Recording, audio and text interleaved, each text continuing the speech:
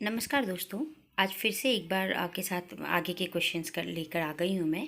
और काव्य शास्त्र के विभिन्न जो परीक्षाओं में जो प्रश्न आए हैं बार बार, हम उन्हें देख रहे हैं यूथ कंपटीशन की बुक से। चलिए देखते हैं दोस्तों। अगला प्रश्न है हमारा, इनमें से किस आचार्य ने काव्य गुणों की संख्या 10 मानी है? तो ऑप्शंस में क्षेमेंद्र, वामन, भोजराज, भरतमुनि ये दिए हुए हैं और इसका सही आंसर भरतमुनि है। आचार्य भरतमुनि ने काव्य गुणों की संख्या 10 मानी है, जबकि आचार्य वामन ने 20 प्रकार के गुणों की कल्पना की है। और क्षेमेंद्र औचित्य संप्रदाय के प्रवर्तक माने जाते हैं। आचार्य भोजराज के प्रसिद्ध ग्रंथ का नाम सरस्वती कंठाभरण है। तो इस प्रकार व्याख्या में हमें अन्य आचार्यों के रचनाओं की जानकारी मिलती है। अगला प्रश्न है, भारतीय काव्यशास्त्र की दृष्टि से नाटक का मुख्य उद्देश्य क्या है? तो ऑप्शंस में हमारे पास है व्यक्तित्व परिशोधन, चरित्र चित्रण, दृश्यों का प्रस्तुतिकरण और रसास्वादन।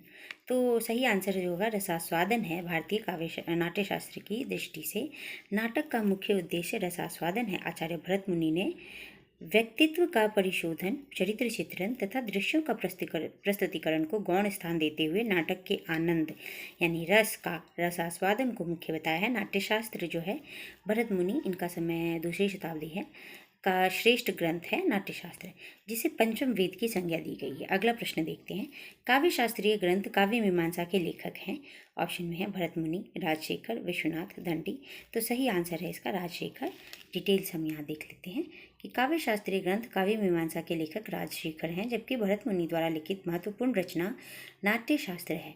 नाट्यशास्त्र को भरत मुनि ने पंचम वेद भी कहा है। इसमें 36 अध्याय तथा लगभग 5000 श्लोक हैं। भरत मुनि ने नाट्यशास्त्र में 10 गुण, 10 दोष, 4 अलंकार बताए हैं। विश्वनाथ द्वारा रचित साहित्य दर्पण महत्वपूर्ण काव्यशास्त्रीय ग्रंथ है। अगले प्रश्न में हम देखेंगे कवि कंठाभरण के रचनाकार।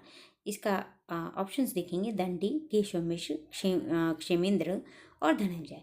तो सही इसका आंसर जो है ऑप्शन बी दिया गया है, कवि कंठाभरण रचनाकार क्षेमेंद्र। इनकी अन्य रचनाओं में औचित्य, विचार चर्चा, सुवृत्त तिलक, दशावतार चरित्र, जबकि दंडी द्वारा रचित महत्वपूर्ण रचना है काव्यादर्श। तो हमें यहाँ कवि कंठाभरण और औचित्य, विचार चर्चा, इन दो को आप विशेष रूप से याद रखें। आगे देखते हैं, 500 ईस्वी से लेकर 1100 ईस्वी तक के संस्कृत काव्यशास्त्र को क्या कहा जाता है? तो ऑप्शंस में ये जो क्वेश्चन है इसको हटा दिया गया था, माना नहीं गया था। तो ऑप्शंस में डिटेल में हम देख लेते हैं कि 500 ईस्वी से 1100 ईस्वी तक के संस्कृत काव्यशास्त्र को प्रतिपादन काल कहा गया। नेक्स्ट क्वेश्चन है, प्रतिभा व्युत्पत्ति मिश्रः संवेते श्रेयस्यौ इति यह मत किस विद्वान का है? ऑप्शन में है आचार्य मम्मट, राजशेखर, आचार्य दंडी, इनमें से कोई नहीं। तो यह भी प्रश्न इसे हटा दिया गया था। तो डिटेल्स हम इसके बारे में एक बार पढ़ लेते हैं। काव्य हेतुओं में प्रतिभा और व्युत्पत्ति का महत्व प्रदान करते हुए आचार्य राजशेखर मानते हैं प्रतिभा व्युत्पत्ति मिश्र संवेते श्रेयस्य इति। काव्य के 3 हेतु यहाँ दिखाई देते हैं, प्रतिभा, अभ्यास और व्युत्पत्ति, जबकि आचार्य मम्मट तथा आचार्य दंडी दोनों इस मत से संगत नहीं हैं और इस प्रश्न को गलत मान लिया गया था, इसलिए इसे हटा दिया गया था। चलिए दोस्तों आगे बढ़ते। अरस्तु के अनुकरण सिद्धांत में कौन सी एक बात नहीं है? तो ये 4 आपके ऑप्शन सामने हैं। कविता जगत की अनुकृति है, अनुकरण की प्रक्रिया आनंददायक है, अनुकरण से हमें शिक्षा मिलती है, काव्य प्रकृति का अनुकरण नहीं करती। तो ऑप्शन डी जो है ये इसमें नहीं होगा दोस्तों। ये बाकी ऑप्शंस इसके सही है। डिटेल आप चाहें तो वीडियो पॉज करके देख सकते हैं।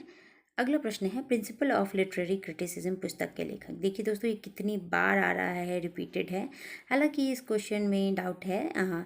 तो डिटेल्स ऑप्शंस देख लीजिए, रिचर्ड्स, क्रोचे, प्लेटो, एलियट। तो प्रिंसिपल ऑफ लिटरेरी क्रिटिसिज्म पुस्तक के लेखक रिचर्ड्स हैं। और ऑप्शंस में यहाँ देखिए, प्लेटो की रचना इयॉन है, Croce aesthetic, Eliot the secret wood. और ये देखिए इस क्वेश्चन का गलत मान लिया गया था, इसलिए इसे हटा दिया गया था। किसकी मान्यता है कि औदात्य अभिव्यक्ति की उच्चता और उत्कृष्टता का नाम है? तो अब देखेंगे, मैथ्यू अर्नाल्ड, जॉनसन, लॉन्जाइनस, सार्त्र। तो इसका ऑप्शन सी है लॉन्जाइनस। लॉन्जाइनस मानते हैं कि औदात्य अभिव्यक्ति की उच्चता और उत्कृष्टता का नाम है। इसको लॉन्जाइनस जो है, इनके ग्रंथ का नाम पेरुहुपसुस है और इस ग्रंथ का सर्वप्रथम प्रकाशन 1554 में हुआ था। पेरुहिप्सुस मूलतः रिटॉरिक यानी भाषण शास्त्र की पुस्तक है और लेखक और पुस्तक के में है Matthew Arnold, culture and anarchy, Sartre यानी सार्त्र, ल नौसी। तीसरा प्रश्न है, इनमें से कौन अलंकारवादी आचार्य नहीं है?